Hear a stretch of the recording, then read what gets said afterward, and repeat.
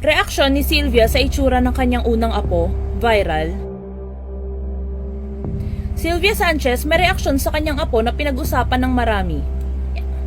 Hindi na kaya pang itago ng veteranang aktres na si Sylvia Sanchez ang kanyang excitement at pagkahumaling sa bagong apo nito sa anak na si Rhea Atayde at Zanjo Marudo.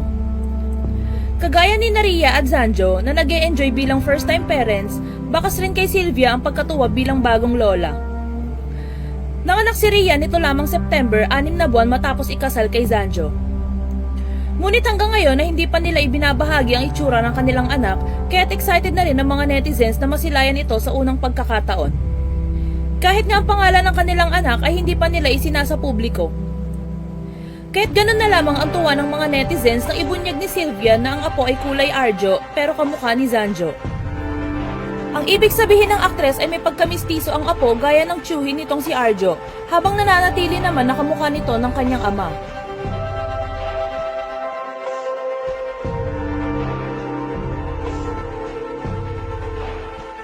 Pang-11 na anak ni Jeric galing Japan, balak na rin pasukin ng showbiz.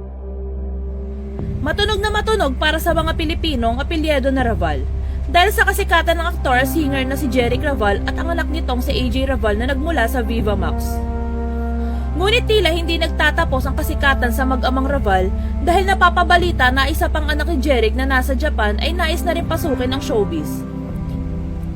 Si Noriko Raval ang ika-11 sa 18 na anak ni Jeric na nasa Japan. Nasa dugo na ni Noriko ang pag-aartista at pagpe-perform dahil bahagi ang dalaga ng musical girl group na Tokyo Idol. Si Noriko lang ang nag-iisang Pilipino sa 5 miyembro ng grupo at nagpe-perform sila sa Tokyo, Osaka at Okinawa.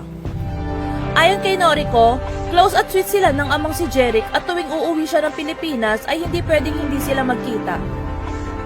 Malapit at maganda rin daw umano ang relasyon ni Noriko sa kapatid na si AJ Raval. Si Noriko ay anak ni Jeric kay Marie Nishiyama.